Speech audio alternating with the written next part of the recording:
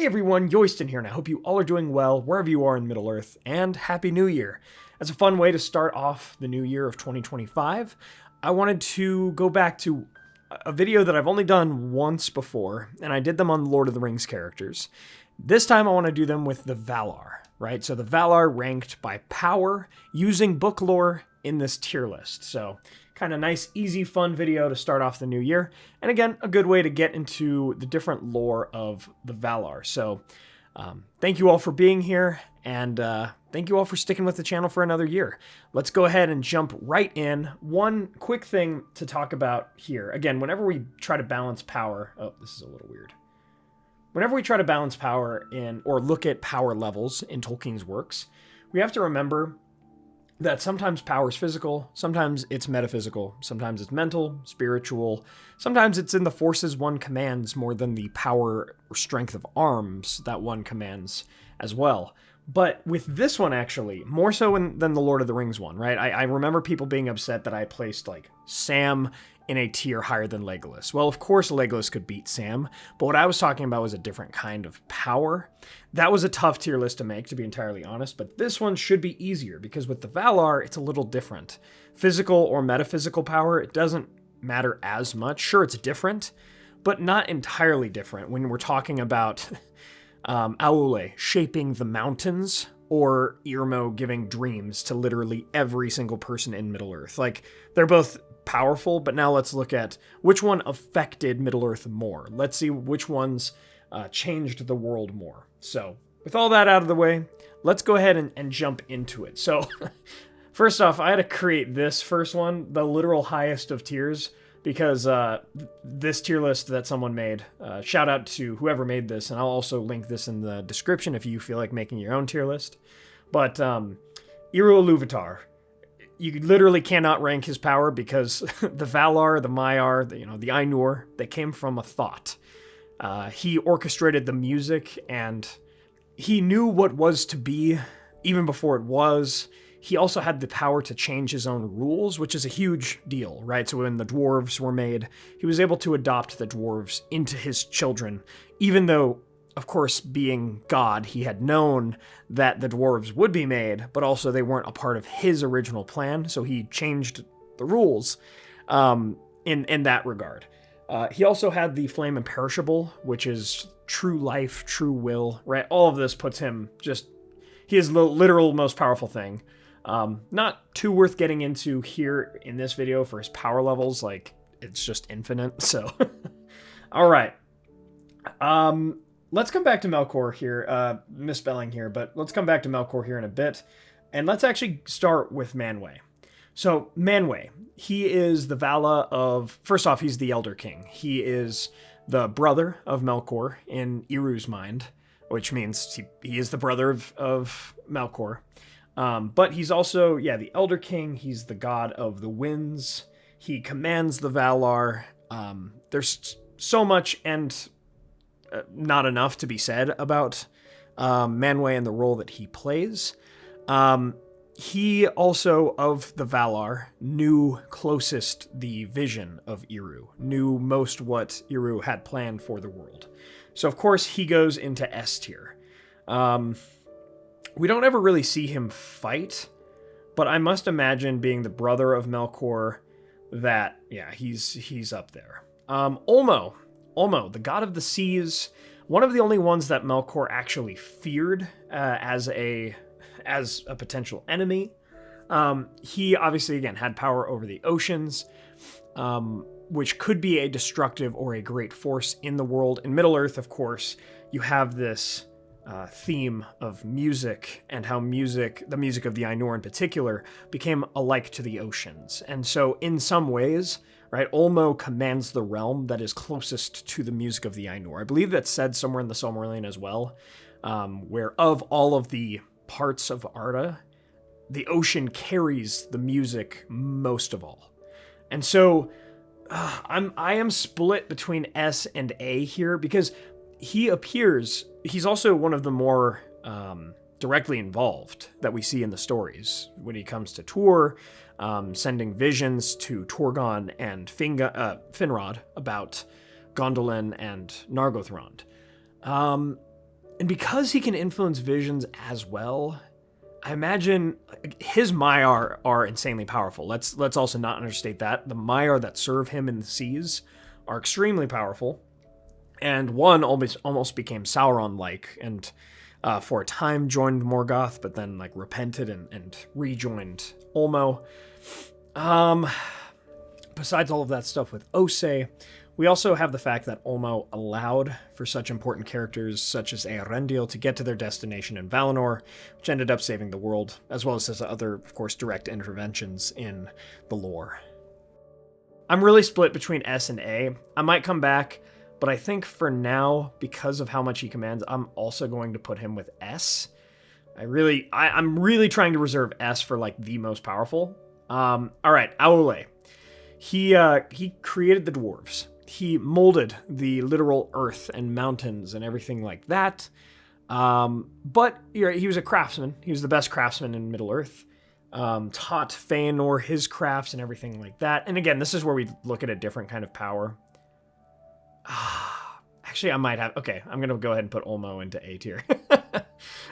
Because thinking about more of the Valar will help me kind of reshape my thoughts here.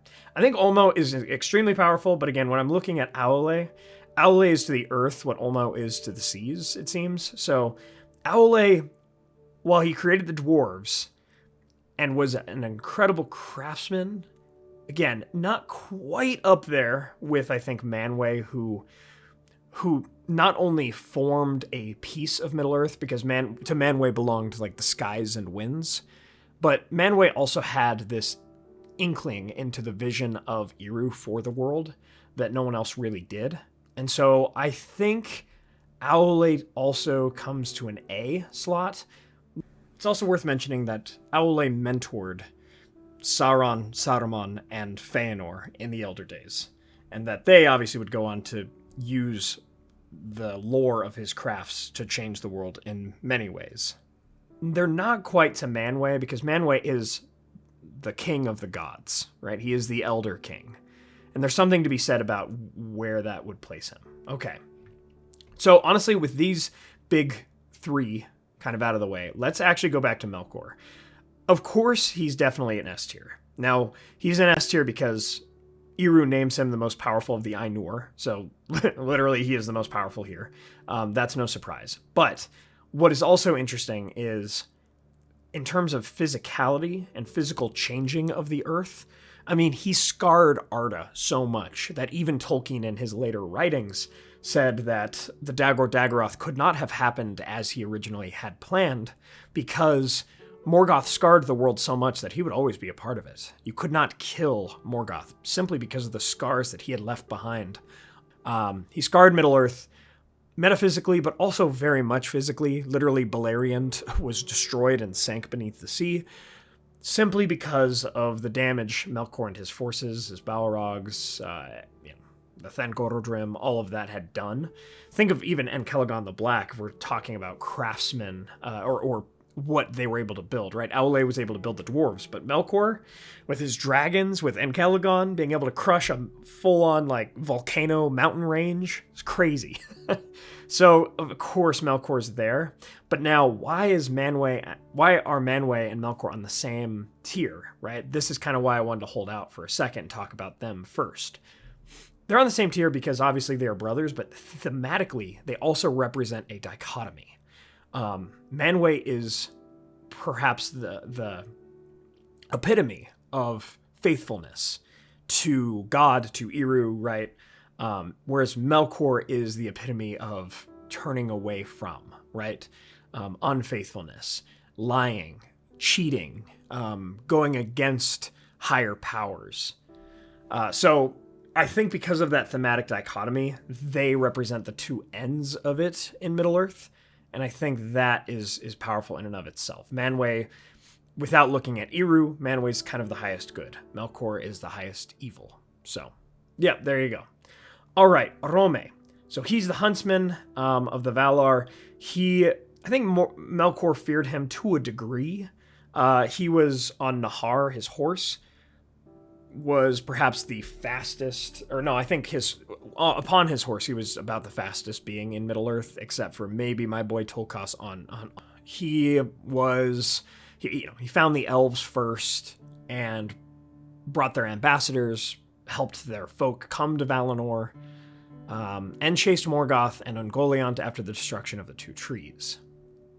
But I will say, with the power of the huntsman, I don't know how much he actually brings forth in terms of power itself. So I'm going to go ahead and put him, I think he's a solid B tier. Pretty powerful. Again, Morgoth feared him to a degree, but yeah, only to a degree. All right, we've got Mandos up next. So Mandos, Doomsman of the Valar. Could a like to Manwë kind of portend what it was that Eru was after in terms of oaths and dooms and curses? He could see things before they happened, right? The murder of Finwë, Feanor's father, right when Feanor said he would be the first slain in all of Valinor if the Silmarils were taken from him, and then he said not the first, right? He kind of had this understanding of the world that in some ways even kind of went beyond Manwë, but more or less, I don't think he was a great mover of things. In a capacity, too, I've also either seen or heard the argument, maybe even made the argument myself. I don't believe it, but it is interesting to think of Mandos, like, is he even a Vala in the same way the others are? Like, again, we know he is one of the Ainur, so this really does defeat the theory, but it is interesting to think of, like, was he just the voice of Eru in some ways in terms of dooms and making sure that people went to their proper places after they died? Elves went to the houses or were reincarnated. Dwarves went to their mansions set aside. Men went to wherever they go, the halls of Eru most likely. And then hobbits, probably also the halls of Eru. I'm not sure. But like, he had such a connection there, but he was kind of just only doing a role assigned to him, so I think a solid A tier.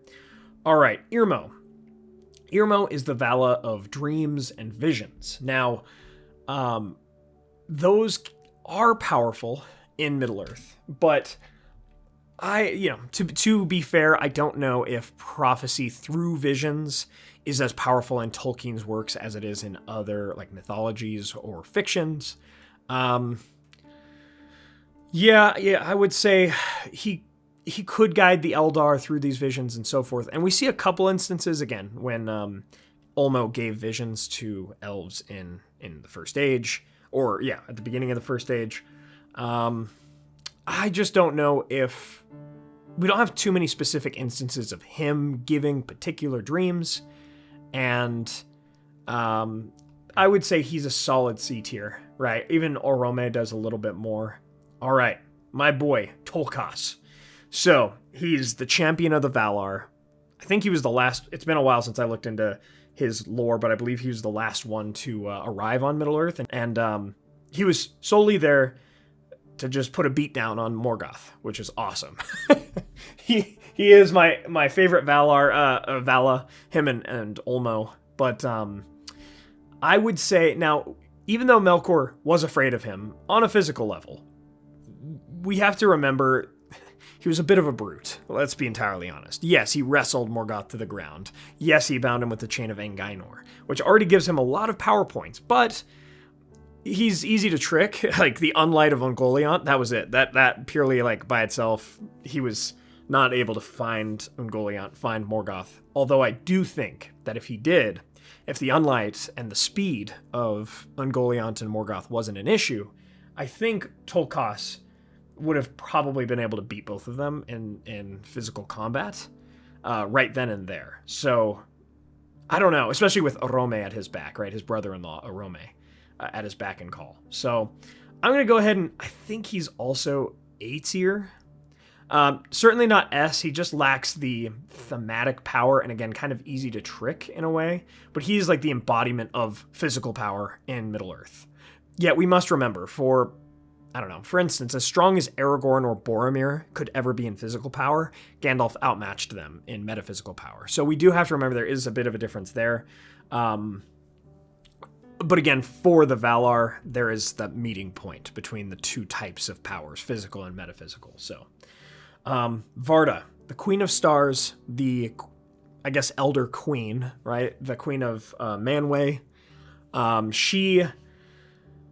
She had a great deal of power. And what I will say about Varda is that, I mean, symbolically, I think she scared Morgoth perhaps the most of all the Valar.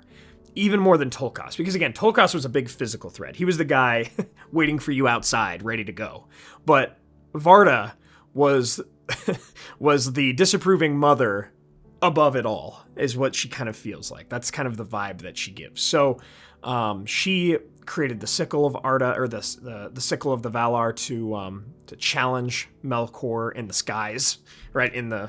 She could manipulate the stars, of course, being the queen of the stars, but also she gave the Eldar favored her above all else, because when they first awoke in Cuiviénen, they saw her stars and they saw hope, right? They saw the first light before the sun and moon, which were her stars. And so she also hallowed the Silmarils. She could manipulate the powers of Telperion with the dews of one of the two trees, right? Set individual stars. This symbolic power is really high up there. But again, like Ulmo and Aule, I struggle to put her in S tier. But perhaps I would put her right in between Ulmo and Aule for their power in, in symbolism and so forth. All right, Yavanna. She is the queen of the physical earth and has a lot of nature power, is responsible for the creation of the Ents through her prayers, so on and so forth. She is the wife of Aule the smith. And yeah, so I mean, I think she's up there with her power, but I'd probably put her with Arome. Like Aule, again, she might be A tier. So I've been going back and forth on this idea quite a lot, but I think I'm going to put Yavanna at the top of B tier, right beneath A tier, simply because her role in the story doesn't prove the same degree of power that Ulmo, Varda, Aule, Mandos, and Tolkos has, even though she did create the Ents. She obviously helped create the trees, played a big role in that, but I think I'm going to place her at the top of B. Okay, Nienna. So she is the Vala of pity and mercy. Her tears grew the two trees of Valinor, and she had these sort of the powers of watching the earth and making sure that people had pity and mercy and so forth. She even taught Gandalf such things before he became Gandalf, when he was still a Loren. But like Irmo, yeah, I would say she's C tier. Has her strength of her own kind, definitely contributes to Valinor in her own way, but doesn't have a giant role that we know of. Okay. Este. And I just reviewed Este, but I've already forgotten. Let me go back. It's been a while since I've looked into all of these Valar, but shout out to Tolkien Gateway for always providing a quick, fast, easy summary of the things that are in both the Silmarillion, or I guess more or less just that beginning of the Silmarillion for what we're talking about here. So, she is interesting because we get to, she's a healer, and she has a lot of, so Irmo right here, right? He's also known as Lorien, and so Este is married to Irmo. They dwell in kind of their own place in Valinor, the Gardens of Lorien, and there's like a lot to do with rest and dreams and sleep and so forth here. Este was more or less like the healer of hurts and weariness. I must imagine Frodo probably went to her to heal his wounds, or to start that process when he got to Valinor. She wanted to make sure that people had time of day. She was worried about the sun and moon because of the constant light upon the world. And so there would be the time of night, allowing for weariness, to expunge weariness and to sleep and to heal and to rest. So once again, kind of our part of Valinor that is powerful, but they're almost Maiar adjacent. Yeah. And originally in the original lore, or other versions of the Legendarium, Este was she was a chief of the Maiar, so she wasn't even a Vala. Lily!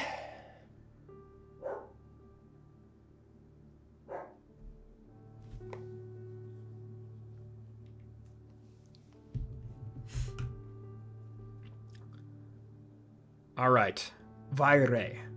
Vaire was the weaver. She weaved forth the story, as it were, of Arda. And really, that's about it. To be entirely honest, she doesn't have a lot going on. She was more of a reactionary Valar, it seems like, or Vala. Reactionary versus forthgoing. So she was the wife of Mandos, but more or less, it seems like she just kind of weaved the story, and it became ever wider in the halls of Mandos. So honestly, because of her reactionary nature, I would almost put her in. She's probably our first D. Not to say she didn't play an important role, but very reactionary and just kind of the recorder of events. All right, then we have two that are. I really had to look into these guys, into these gals rather, before starting this video, because I obviously know of them, but and have talked about them in previous videos, but they almost never come up. Both Vana and Nessa. And so Vana is called the Ever Young, and she really doesn't do a ton. She's more like the goddess of flowers in a way. She had her own gardens and so forth. So Vana was married to Rome and was the sister of Yavanna. And so Yavanna's already up here, right? Vana, listen, flowers, I love flowers as much as anyone else, but I mean, yeah, like she tends to gardens, and that's really why she doesn't come up too much in terms of when we learn about the Valar. Nessa was the speedy. She was like the fast, right? And she was siblings with Arome and married to Tolkas. But she doesn't seem to have much in terms of domain. She could outrun the deer that followed her. She certainly is one of the more strange Valar. And maybe she's simply a Vala so that she could be married in the story to Tolkas, because their wedding, their feast and so forth that happened was a big part of the years of the lamps, before the lamps were destroyed and so forth. So maybe Tolkien didn't want Maiar and Valar to intermarry between each other, but since they're of the same race but are a bit different there. I'm not sure. Again, she doesn't really even have much of a realm, right? If Manway's realm is of the wind, she doesn't really have that. So I also need to put her here with D tier. But ultimately, I think, yeah, that kind of wraps up our tier list. So obviously Iru's at the top, and then Melkor, who's the strongest of the Ainur, is right beneath him, followed by Manwë. Then the next one I would probably say, A is the hardest tier by far, because I could see a place where Ulmo is right after Manwë, or Varda is right after Manwë. Aule, since he shaped the world itself, its physicality, and created some of the craziest and most amazing creations, and also tutored the Noldor, and also tutored his Maiar, who became Sauron and Saruman, two of a few of the Maiar that would go on to switch sides. Because he's had such an influence there, I could see him being next after Manwë. I could also see Mandos being next after Manwë. I can't really see Tolkas being next after Manwë when we look at these other guys. He's definitely the bottom of A tier, but you could switch any of these four in this order. After A, right, the top of B tier, I could see absolutely Yavanna, almost just like the queen of nature, the Vala of nature. And then you have Arome after her, certainly a force to be reckoned with on the hunt and so forth. And his dog Huan, I didn't mention the goodest boy. Huan would shape many things in his own right. And then we have Irmo, the god of visions and dreams. And then we have Nienna, who takes pity and kindness, and then Este, who heals wounds and certainly does all of that. And then you have almost like the more reactionary or just kind of cosmetic of the Valar, Varie, who weaves the story, Vana, who has a bunch of flowers, and Nessa, who is just fast and kind of pretty, I guess, like just of nature. So Nessa seems, again, these two, I mean, honestly, these three, I'm kind of surprised that they are Valar and not just Maiar. But there you have it. That is my tier list, at least right now. Maybe I could be persuaded based on lore or based on different arguments in the comments below of how I ranked these Valar. So it's your turn. Let me know in the comments below. I'm definitely going to be reading through these. I'm curious to see what you would change, what you do different, but I feel much more solid, at least about this, than I did my Lord of the Rings one. That Lord of the Rings one was tough because it depends on how you define power. But with this one, I would say it's really quite similar, even if you define power as physical with Tolkos or metaphysical with like Mandos. So yeah, let me know what you all think in the comments below. If you'd like to support the channel, please consider getting some candles from our friends Mythologie Candles, or order some Weta or United Cutlery, Lord of the Rings swords, statues, and other replicas from Castle Kon, which is international shipping. Use the code WEST at checkout. Please check out our merch. Great way to help the channel and get some, Men of the West merch, so I appreciate that. Join our memberships and Patreon for access to our Discord server, as well as our monthly podcast episodes, and another one's coming out this January. Thanks to our Valar tier patrons and YouTube members: Ed Patterson, ComicNut64, Brian Hunley, Peter Sheppard, John Hume, Rhys Jenkins, Arthur, Merlin, Theodore, and Zoomi, as well as our newest Valar tier patrons, Todesmorgen and Joby Weasel, our newest patrons. So thank you so much for joining up. Thank you so much for supporting the channel. It means the world to me. Another personal shout out to Peter Sheppard and his longtime patronage of the channel. I was just checking out Patreon, and he's been a Valar tier patron since 2018. So thank you so much. Really appreciate all you've done for the Men of the West. And so, my friends, thank you all so much for joining me on this adventure. Please subscribe and hit that bell button to join the Men of the West and all the free peoples today. I'll see you all next week with a new kind of video, just trying out a lot of new things in the new year. And this video is going to be on what Tolkien teaches us about masculinity through Aragorn. We're going to look at Aragorn's lore again, but this time through what we can take away as a message of masculinity. So, quite excited for that one. My friends, we'll see you all then. Thank you all so much for joining us on this adventure. Until the next one.